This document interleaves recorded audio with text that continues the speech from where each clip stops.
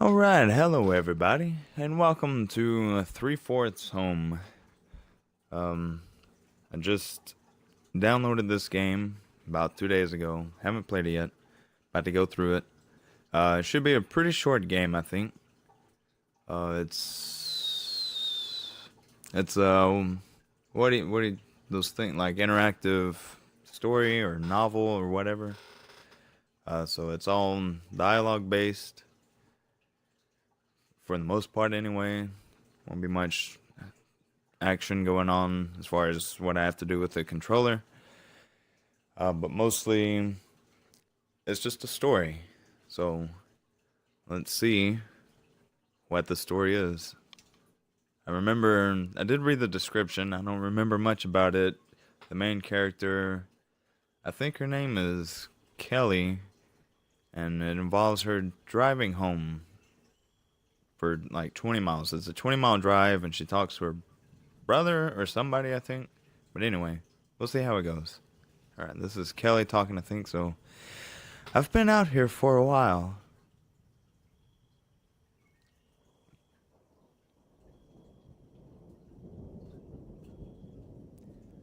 Mom might be getting worried.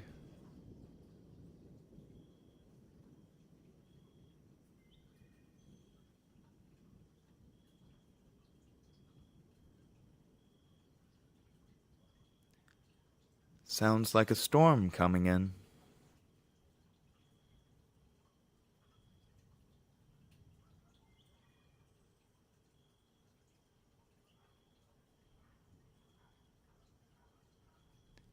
I should probably get going.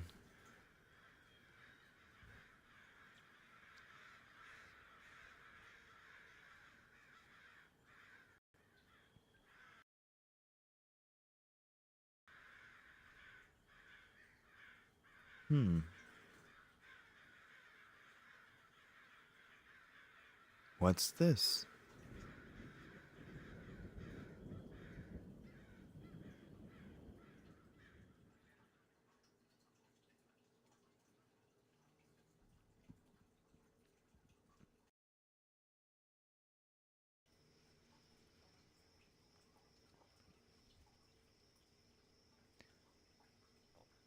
Digerati and distribution marketing, whatever. Bracket games.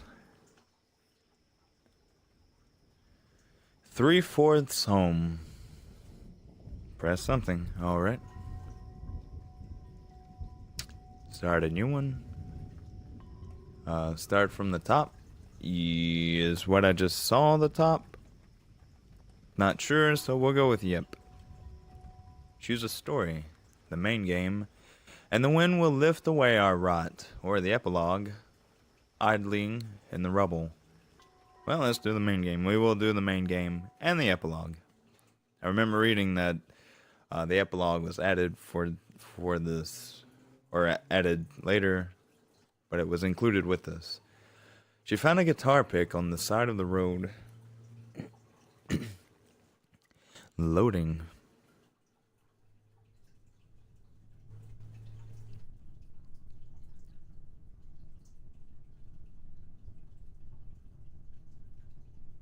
Nebraska.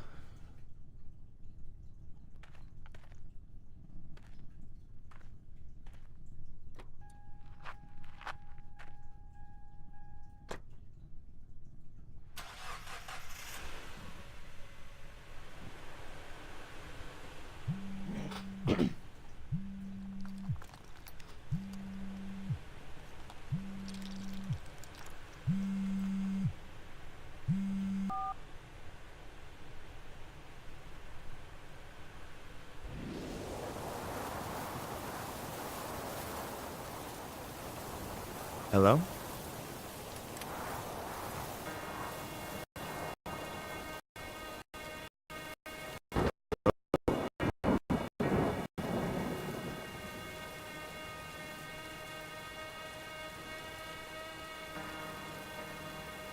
Kelly, where are you?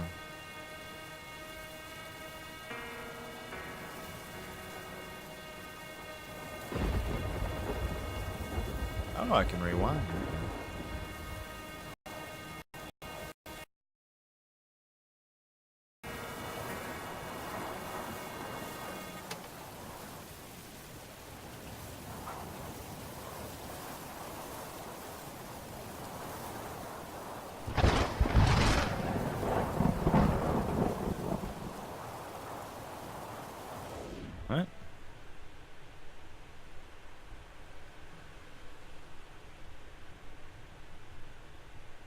Yeah, I don't want that.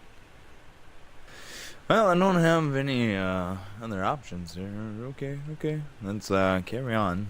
I'm not sure if it just takes a long time for other things to happen, or if there's something I'm supposed to do that I'm not doing. I don't want to rewind. Oh, I'm driving home. On my way.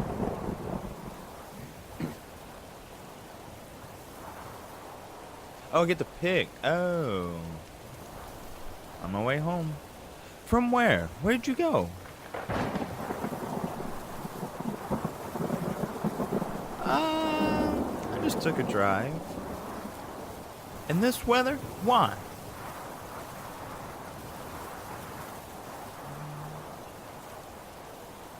I needed some time alone. Christ, Kelly, you could have told someone you were heading out.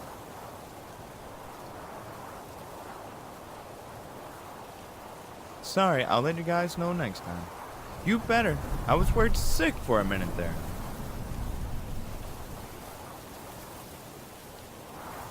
Like I said, I'm sorry. You better. Oh, well, rewound. Like I said, I'm sorry. I know you're used to living on your own, but now that you're back home, you have to let us know if you're going to be gone. Jesus, Mom, I'm not a kid. And I rewound again. Okay. You may be 23, but house rules still apply. I just want you to be considerate. I'm 24, Mom. Ugh. Shoot. That just makes me feel old. But it doesn't matter. The rules are still the same. So where are you? The McCarthy Fields. I think. Way out by the power station?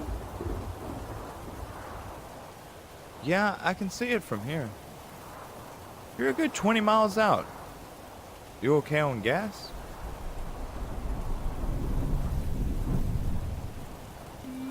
Yep, full tank. You must not have been driving this whole time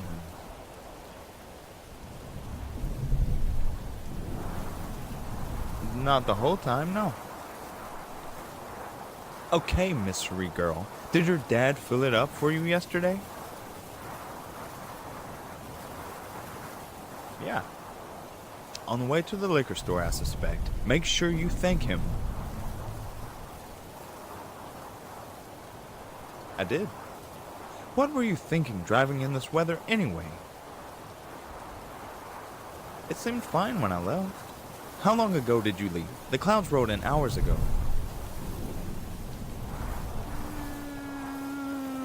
A while.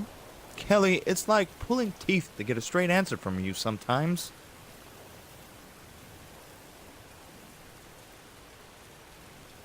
I really don't know what time. It must have been early. Your dad didn't even hear you leave, and he was up by 5, I'm sure. I didn't see him. Did you even sleep? A bit. Probably more than your dad did. He's up till the middle of the night, but he still gets up every day like he's got to go to work. The routine is good for him, Mom. Probably more than your dad did. Fuck, I went the wrong way. The routine is good for him, Mom. He just spends the whole day elbow deep in the dirt in that garden, but he can't grow a damn thing, bless his heart. Give him a break, Mom. Far be it for me to say anything to him about it, especially with the way he hovers over those tomatoes like they were children. He's proud of those tomatoes. His pride and joy. He's out there right now covering them up with tarp. He said he had to protect them from the storm. Why? Hell if I know. I never heard of protecting a plant from the rain. Well, I mean, you do have to protect them from the storm. But whatever. Is he drunk? He said his leg was hurting him earlier, so it's probably one of those days. It'd be a miracle if he doesn't fall flat on his ass trying to walk out in the mud with those crutches. Is it safe for him to be out there? You try telling him not to, especially if he's had a few. That man would jump off a roof if he got into his head that he should. He's had a few then. Just a second, I'll check the trash. Don't police him, Mom. What? I'm worried about him. If he's had more than a couple, the pain must really be bad. I don't understand it really, how someone's leg can hurt when there's no leg there. But I'm no doctor. It's called phantom pain. I know what it's called, Kelly. I've been to all of his appointments. Must be a bad one. He's 5 beers in already.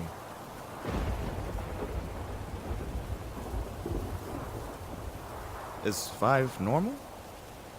Only on really bad days. He's been doing better since you came home. I think he's just been happy to have you around.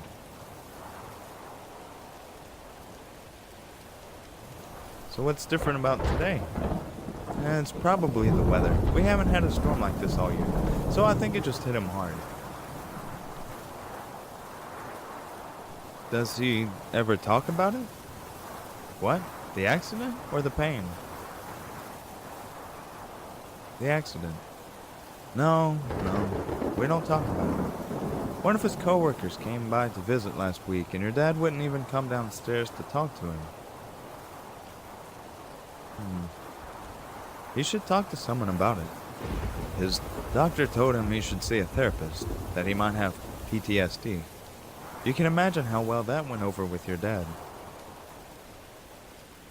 Not great. His pride's been hurt enough. He isn't going to see a therapist. But it could really help him. Believe me, I know. You'd think with how many times we've had to take Ben to see them, he'd come down off his high horse. Not so. There's no talking to him. You can try. By the way, how did the interview go? The one your dad set you up for. Set up for you. It went okay, I guess. Just okay?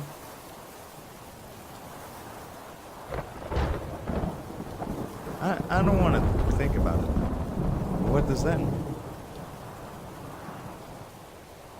I got a weird vibe. What, like a creepy vibe? Or standoffish, really. Might be some hard feelings there. Against me? Not unless they think you're overqualified, but I doubt they really care. I'm talking about everything that went down with your dad. The disability claim? Maybe. It has been processing for a while now. Could be they're holding things up. We could have made more money from just suing them, and it'd probably go more quickly. And Dad would never. No, he wouldn't. He's been friends with Hank since high school, but he needs to look at what's happening to this family. I can call them back. Good. I'm relieved to hear that. It's just temporary, though. No, just following in Dad's footsteps. Don't say that. I promise I'm not going to let you get stuck in this town like I did. I hated it here too, you know? I don't hate it here. Ha! Don't even try to lie. It's why you left in the first place. This place just managed to get its hooks back into you. Well, it wasn't really a choice. I'm sorry, Kelly. I really am. Now promise me. Promise me you'll get the hell out of the state as soon as you can. I promise. Thank you.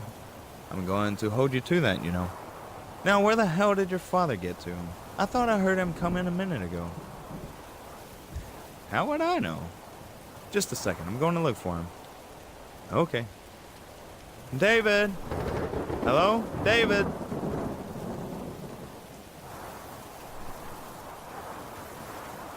Mom, why are you yelling?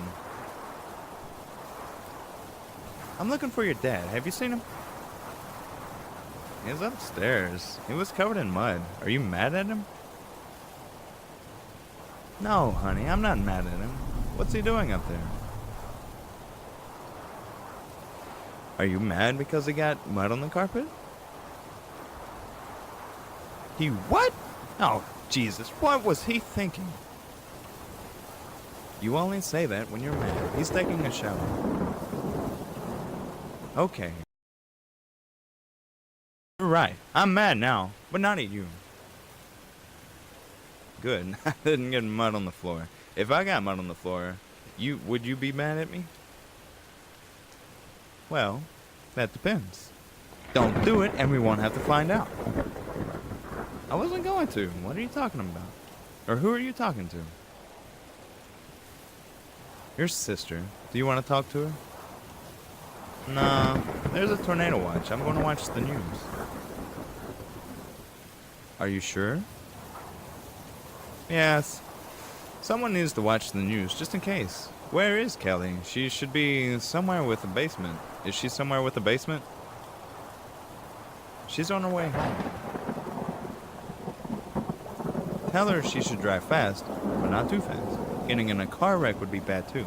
Not as bad as a tornado, but still very bad.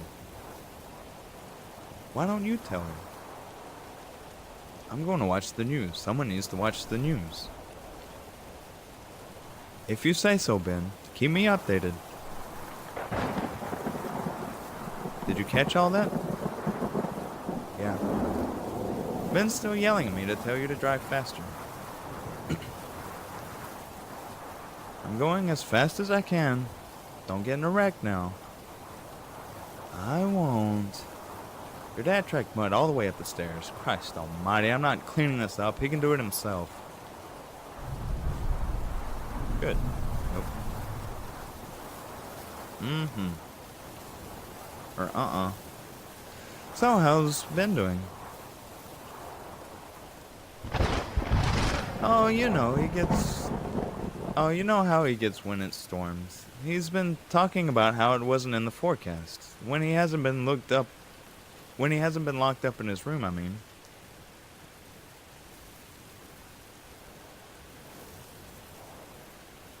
Well, see, I couldn't have known about the weather.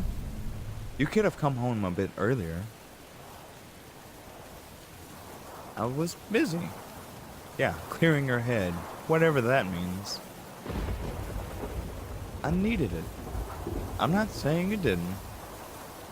So what's... crap. So what's Ben been doing? Writing, I think. It's all he seems to do lately. You sure that's what he was doing? Oh, Kelly, your brother's not... He doesn't care about that sort of thing. You don't know that. I guess not. We never really talked about it, I guess. He is a teenager. Listen to you, all flustered. You're just trying to get my goat. A little. I can't believe you sometimes. I'm done talking about that. Have it your way. Thank you. So, he was writing? Yes, that's all he was doing, all day. Just writing, nothing else. What was he writing? Oh, I don't know. He never lets me read any of it. But it's been good for him. He's been focused like I haven't seen him in a long time. Usually, he'll focus on something really intensely for a little bit, but he gets frustrated so easily and gets so aimless. Like with the guitar, he was so into that when you lived here, but once you were gone, he just stopped caring about pretty much everything. I didn't know he had stopped. Yeah, maybe a month after you left. He didn't really have anything to focus on after that. It was even worse after we pulled him out of school, until he picked up writing last winter. It's been a blessing. Wow, I did not know that. Guess you didn't ask. Or haven't really paid that much attention. I found this guitar pick. Yeah? I was going to give it to him. You can still try to. I just sort of figured he'd still be into it. You were really out of touch there for a while, Kelly. Months without calling will do that. I didn't realize. Wait, here's your father. David, what the hell were you doing out there? I told you, I was covering my tomatoes. This storm's a bad one. I didn't want them to get beat up. I have never heard of anyone doing that, David. Well, Nora, just because you haven't heard of it doesn't mean that it's not a smart thing to do. You tracked mud all over the carpet, too. Look at that. God damn it. I'll clean it up. Sorry. Dad, you said a bad word. Mom, he's not allowed to say that. If I'm not allowed to say it, he's not allowed to say it. Sorry, bud. You're right. I'll put $1 in the jar. That's $27. I get to buy a game when it's $50. That's what you said. That's the deal.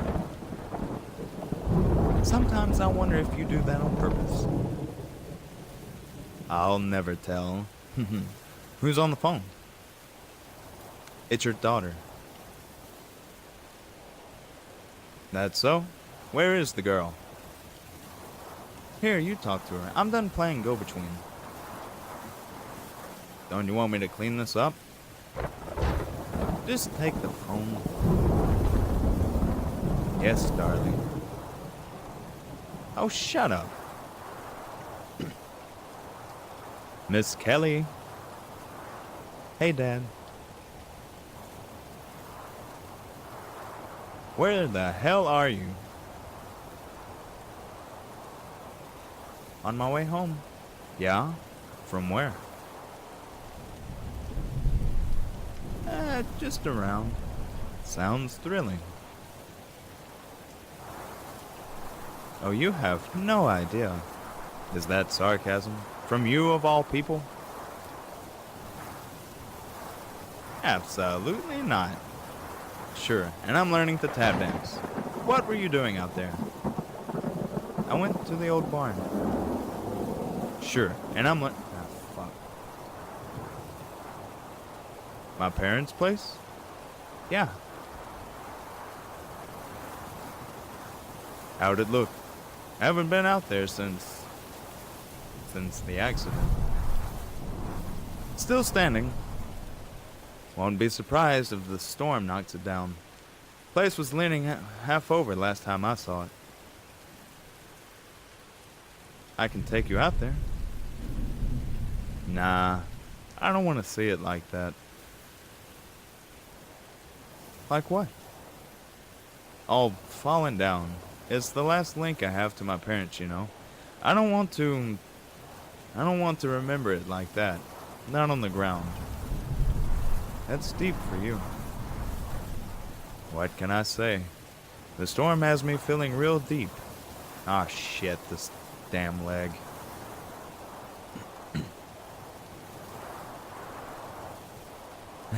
Ben hear you that time? No, ma'am. I better watch it, though. He is in one of his moods. From the storm? No, ma'am. That, and everything else that's been going on. You know how irritable he gets when he's wound up. You should probably tread lightly. Is he still seeing Dr. Patterson? That... Oh, no. There was what did he call it? An incident. Shit. Yep. Apparently, and this is according to Ben, Dr. Patterson was talking to him like he was crazy and dumb. So Ben, lashed out. He hit him? Yep. No, he sent a letter. A letter? Yeah, to the Department of Health and Human Services. He didn't. He sure did. Wrote that Dr. Patterson was unfit for his career and should have his physician's license revoked. Oh my God. Needless to say, we decided to find Ben a new specialist. Did you find one for him? We did. But she's all the way in Omaha. It's 4 hours there and back, and your mom hasn't had the time. Why can't you take him? Lost my driving leg, remember? Oh, right. Sorry. Oh, this damn leg. I heard us talking about it. Oh, this damn leg. It heard us talking about it, and it's even more pissed. Are you taking anything for it? No pain meds. Anything else? A drink now and then helps. Just now and then? Maybe a little more often than that. How many today? 3 or 4 or 5? Yeah, 5. That's not good. Would you rather I be hopped up on some prescription junkie pill? No, but that's beside the point. Well, if you have a point, out with it. You can't be drinking like that. What do you mean I can't? Are you trying to tell me what to do? I'm trying to help. You can't help, Kelly. This is something deeper than what you can help. Have you tried seeing anyone? What, like a shrink? Shit, no. Why not? Can you imagine me talking to a psychiatrist? There's a first time for everything. Even if I wanted to, we couldn't afford it. Hell, we probably couldn't afford to take Ben to a new therapist, truth be told. You make it sound like he's doing alright. By all appearances, he is. But I can see it in his eyes. Or at least I think I can. It's like when you shine a flashlight at a rabbit, and its eyes open up real wide. And for a split second, you can tell it doesn't know where it is, or what the hell it's going to do. It looks terrified, lost. I see that in his eyes. I don't know what to say. I don't know what I'm talking about. The storm has just gotten me out of sorts. We'll talk about it later, okay? When you're not driving out in it. Promise? I promise, baby girl. Okay. So, what were you up to out of my parents' place? Just thinking. What about? The future. What about it? How all of this is going to work out. You stop that. We're all going to be fine. Things have a funny way of, well, if not working out, at least going forward. I guess we'll see, huh? Is any of this my fault?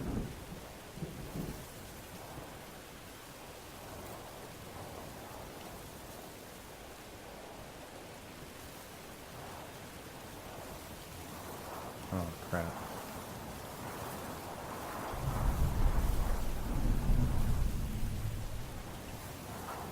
That's unavoidable, isn't it? For the most part. If all goes well, I guess it is. Who knows? Maybe our luck will turn around. Your mom could find a better job. My disability could go through. Ben could start seeing his new doctor in Omaha. You could finish up your degree. Hell, my garden might even pull through. What were you doing out there earlier, anyway? I was covering up the tomatoes. That's weird, Dad. It keeps them protected. From water? No, Kelly, not from water. Though if it floods, we'd have a whole mess of other problems. What from then?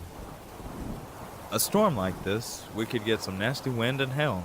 Take the tomatoes right off the vine and bruise them up. That happens. Next thing you know, they'll roll off the vine. I guess that makes sense. Of course it makes sense. Everyone covers their plants when a storm's blowing in. What the fuck's wrong with these people? Anyway. See? Always doubting your old man. I may be a bit of a fool, but there's a process to it all. If you say so, Dad. Doubt all you want. It's the truth. Oh, hey, Ben. The meteorologist said that there have been funnel cloud sightings in the county. Kelly needs to get home. Is she driving fast enough? Why don't you ask her? I need to keep watching. Tell her she should drive faster. You got it, bud. Ben's getting worried. Are you making good time? I think so. I'm by the high school. You've still got a way to go then. Don't be reckless, but you ought to be... What? But you ought to beat cheeks. The storm could get nasty. Don't be reckless, but you ought to beat cheeks. I don't know what that means. Storm could get nasty. I'm booking it, as long as you're being safe. So what happened to the school? What about it? Since when did it have a second floor? A couple years back, I guess. It looks completely different. It's mostly empty now, from what I hear. There's nowhere near enough kids to fill up the classrooms. How could they afford that? Some sort of grant from the state. The wrestling teams won a couple of big championships, so I guess our little corner is starting to get some attention. It seems pointless. It was. Oh, that reminds me, did you ever get back with your pal from high school? Eric or something, wasn't it? I was planning to. Why not? You two were joined at the hip back then. I haven't seen him in it's complicated. Can't be all that complicated. He's a friend. You should give him a ring. It's kind of about Jesse. Oh, no. What does that have to do with anything? Eric really liked Jesse. No, we were all friends in high school. So what? It's been 6 years. What if he thinks it's all my fault? Tell him what Jesse did. That'll get him on your side. Problem solved.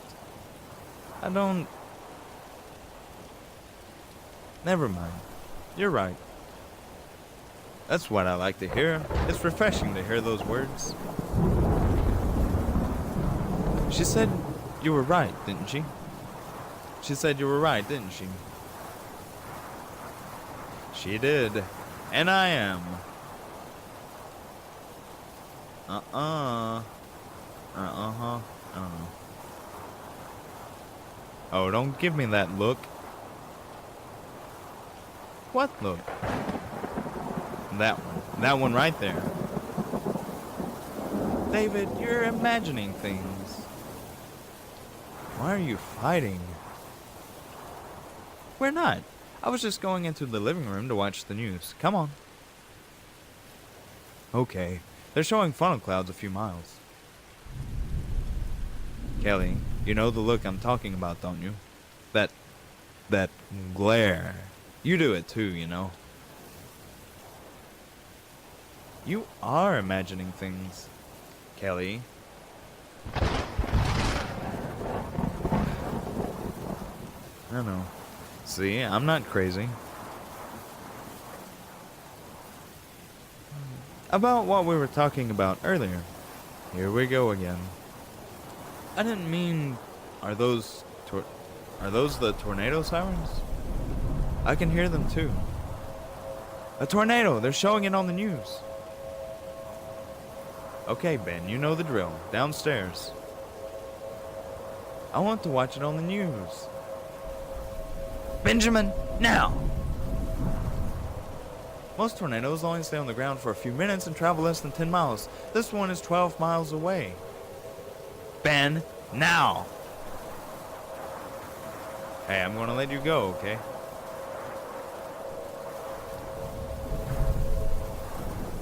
You guys get downstairs. Your mom is basically carrying Ben down the stairs. I'm heading down now. Okay, you guys be safe. We will. I'll see. Don't you dare let her off that phone, David. She needs to pay attention to the road, Nora. I'm hanging up. Like hell you are. You keep her on that goddamn phone. I'll listen to her getting sucked up into a tornado before I have to sit around and just worry about it. There would be so much debris that her phone would be destroyed before you could hear her get sucked into the tornado. Also, you have to put $2 in the jar. She could get in a wreck, especially with this wind. You would probably be able to hear her get in a wreck, unless the phone got thrown from the car or if it was crushed. Okay, but enough of that. You're going to give your mother a heart attack. Ask her if she can see anything. Christ, Nora. Here, you ask her. Talk to your mother, Kelly. Okay. Kelly, can you see anything out there? You mean a tornado? No, Kelly, I'm wondering if you can see any corn. Plenty of corn. Now's not the time, Kelly. Sorry. The tornado was just east of here. If Kelly went to Grandpa's house, she's northwest of here. She wouldn't see a tornado unless there was another one, which is very possible. I just wanted to make sure, Ben. If Kelly gets sucked into a tornado, it gets in a car wreck, can I have her computer? Benjamin? She won't need it. If she's not using it, no one will be. It wouldn't be fair if I couldn't have it.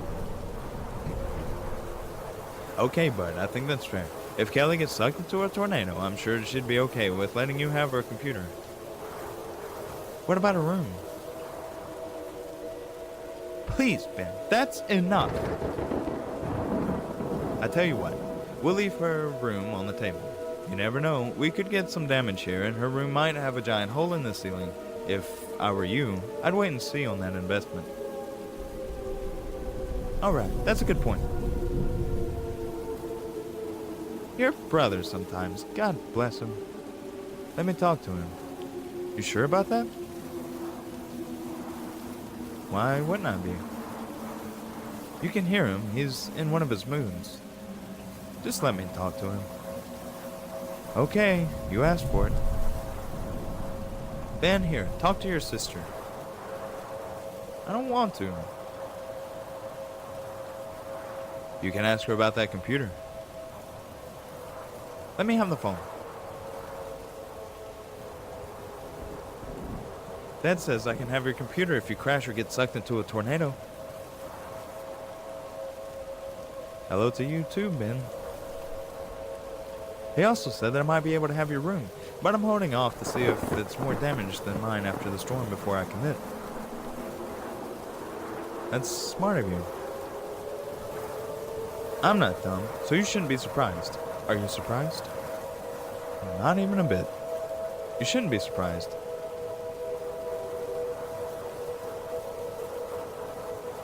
You're not. Mom and Dad are arguing in the corner. They don't think I can hear them. What are they arguing about? Mom thinks we should be in the storage room on the east side of the house because she says it's further underground. Is it? No, one of the walls is only halfway covered. She's also afraid that the water heater in there could explode. If that happens, we'd be killed even if we were in the other room. We'd be burned to death. We'd burn to death. So you guys are in the safest room? We are least likely to be killed by a tornado if we are in this room. But there's no guarantee in either room. Tornadoes and debris are unpredictable. Sounds like you've thought this out. It's just common sense. Are you scared? Yes. Anything I can do to help? How? We can just talk. What about?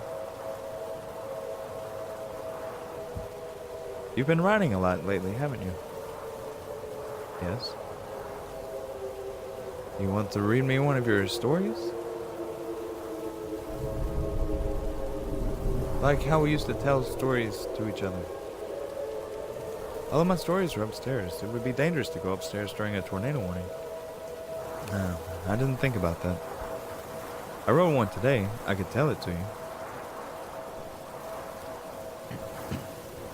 Alright. Are you ready? I'm ready. A village sat in a wide valley cut high in the mountains. It was a place of plenty, a gash of green in the otherwise cold slate rising above on all sides. Those living in the village called the place View, though those who lived higher in the mountains, mining for precious glints of yellow and blue, called it the Trough. Those in the valley treated this name as an insult, for they thought it was a name unfit for their village. The people of View, or the Trough, had lived there for centuries. They were mostly farmers, though a fair number of merchants made a home in the valley for most of the year, save for the month when they would venture upward into the mining towns to sell the harvest's bounty at a premium. They would return home with bags filled with chips of yellow and blue tied to their fine leather belts, clinking brightly with the wealth. The next year, they would trade half of their shining flints to the farmers for a share of the harvest that they would, in turn, cart up to the mining villages yet again. Food flowed up and outward from the valley, and the yellow and blue would trickle down, gathering in the valley like a collection basin. This continued for hundreds, perhaps thousands of years. Dozens of generations of farmer fathers and merchant sons were born, grew wealthier, and were buried beneath the plush pasture of the valley, until the beast descended.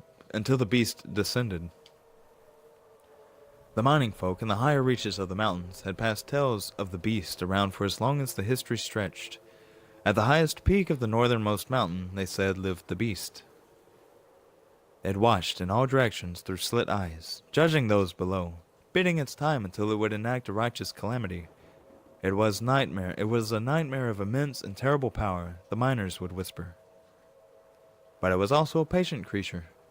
It would wait until it felt the world below had become irredeemable before unleashing such destruction that its judgment would be fulfilled.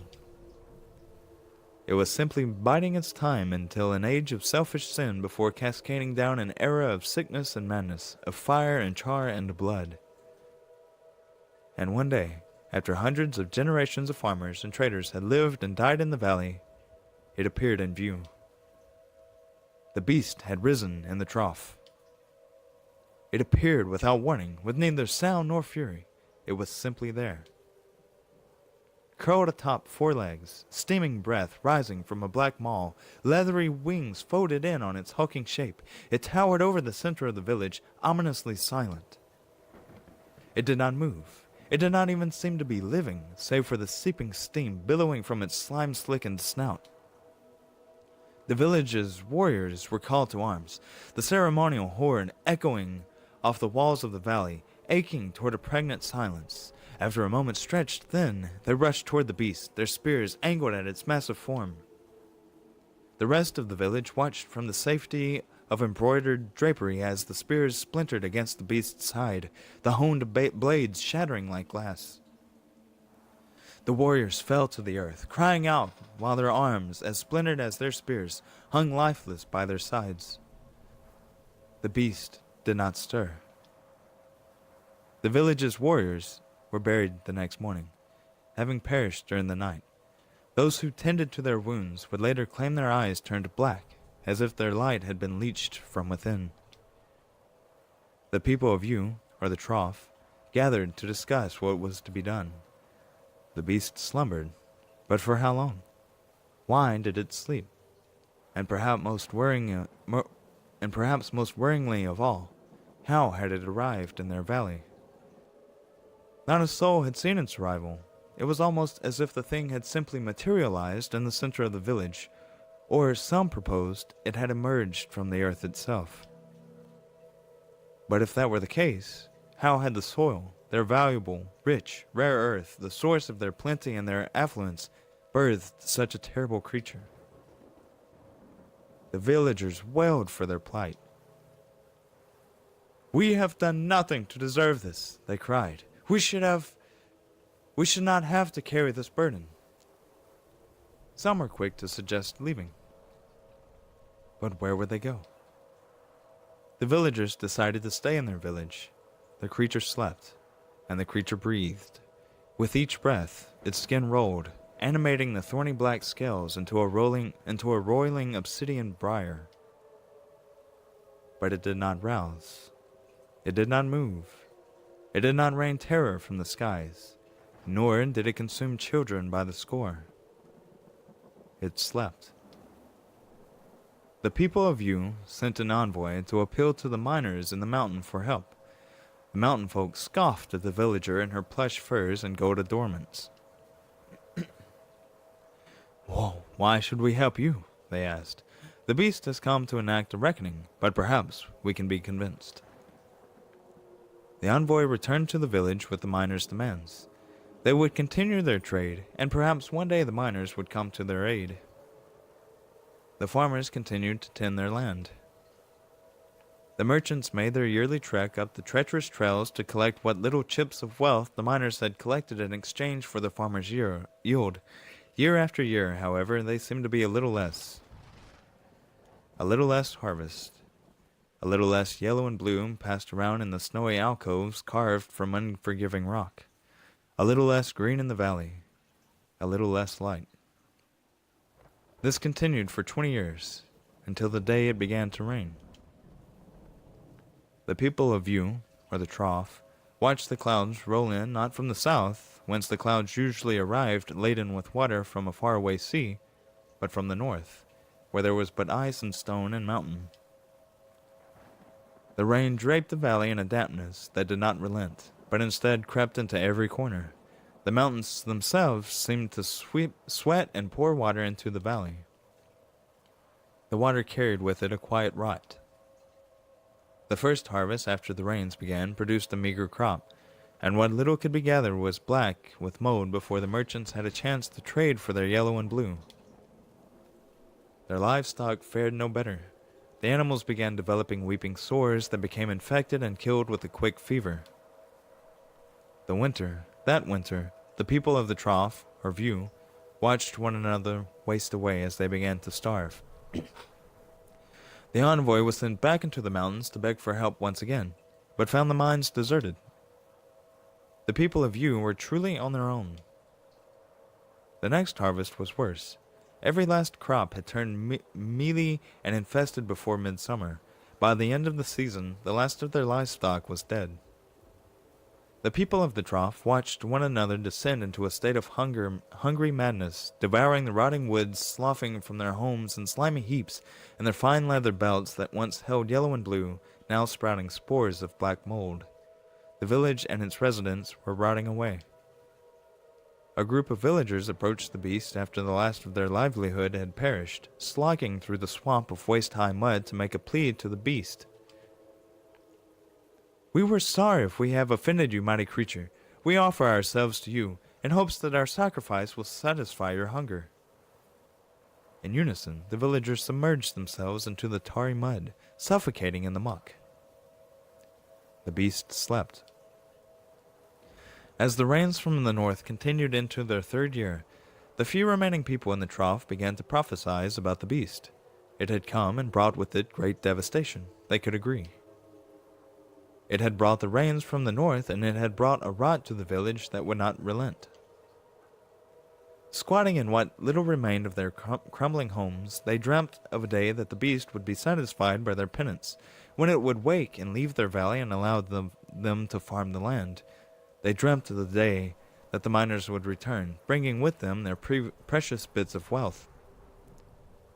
"The time will come," they said, "when the beast will wake from its slumber and spread its wings, reaching from one end of the valley to the other, and with a beat of those mighty wings it will ascend aloft the squall. And the wind will lift away our rot." The villagers waited for this day to come. A generation came and went, born into the rain and long forgotten the moldy dirt. The few survivors had long abandoned hope that the beast would return to its mountain perch. It was perpetual, a manifestation of their sin. The beast slept. Until it did not. The day the beast awoke, the villagers celebrated. They watched it stretch its long, horrible form into shape, hide shuddering as it shook the decades of rain from the thorny scales. They sang to the beast as it stood uncertainly and reared on its haunches, unfolding the scarred leather wings from one end of the valley to the other. The time of the beast's departure had finally arrived. The time had come for the cleansing wind.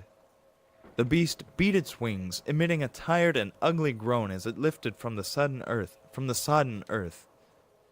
With a final sigh, it shot high into the air, sending a great gust of wind through the valley that toppled what dismal dwellings remained haphazardly standing.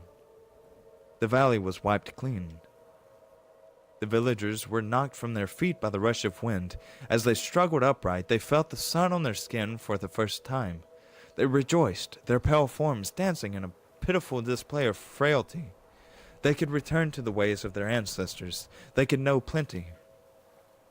They planted their first crop before the grass had even greened, with a newfound acuity for the hunger pains that plagued them constantly. But the grass did not wax green, and the crops did not grow. The decades of rains from the north had left the earth poisoned. There was no going back. They wept, convinced that they were doomed by their ancestors' actions, that the beast had punished them for some forgotten guilt. Their rot had been lifted, in its place, sterility. The sun shone, but it was upon a new land, a land turned to jagged, unforgiving slate, where perhaps bits of yellow and blue could be scavenged if one dug deeply enough to find a petrified leather belt. That's the end.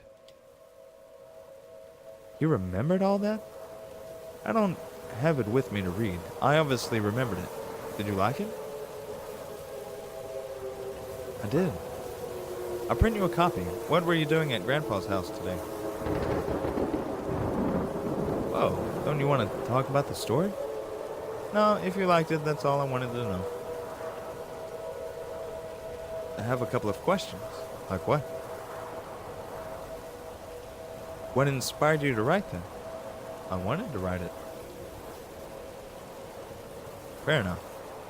Will you answer my question now? I answered yours. I was just visiting, but there's no one there to visit. I just wanted to see it. Oh, why didn't you ask if I wanted to go?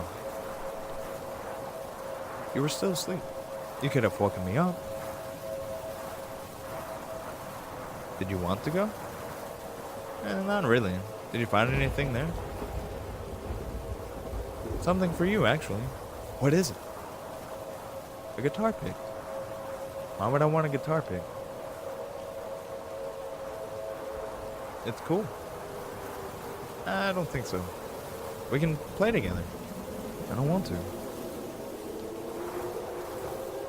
Okay. You can keep the guitar pick. I don't want it. I will. Are you crying? What? No, I'm not. Is it because that Jesse person kicked you out of your house? Ben, I don't. Or is it because you had to move back home since you couldn't find a job? Mom and Dad are worried about both those things. They think you are sad because of them. Ben. Okay, Ben, give me the phone. Kelly's crying, and I want to know why. I know, honey, but let me talk to her, please. Come here, bud. Help me wind up this radio so we can listen to the weather report. Did I do something wrong?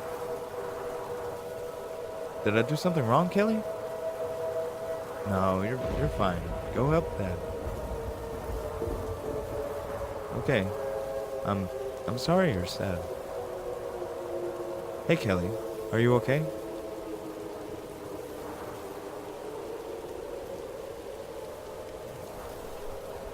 No. Not really. Ben, he doesn't understand that he can't. Ben is fine. He looks up to you so much, you know. I know. Where are you? Are you close to home? I can't tell. It got really dark. I can't believe the sirens are still going off. This might be the longest tornado warning we've ever had. They're saying 2 more have touched down in the county. Listen, when you get home, we'll all sit down and have a talk. I think we need it. I like that. You really can't tell where you are. You really can't tell where you are? 5 miles out, maybe? Okay. Make sure you... What's that noise? Kaylee, I'm gonna have to let you go.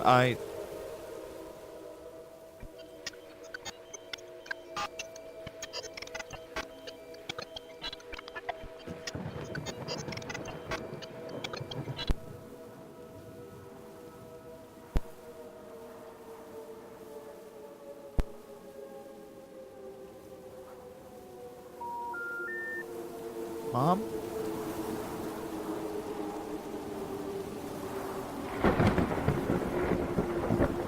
Shit.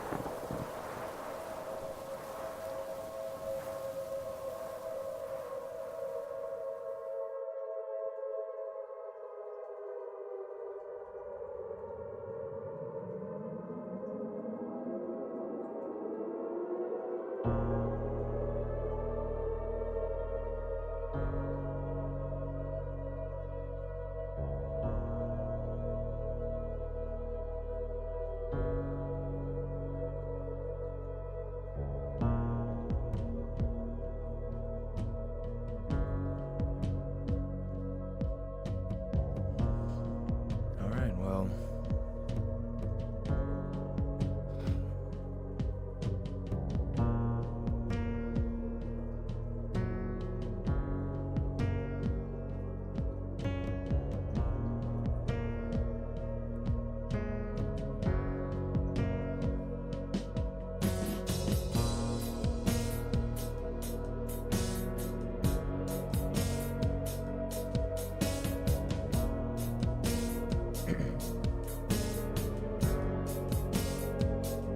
Alright, well that's 3/4.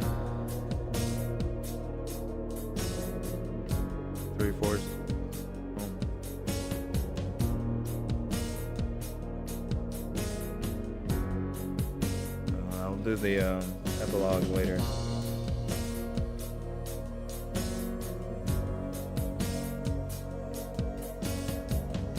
So thanks for watching. I will be doing the epilogue. I'll come back to check that out.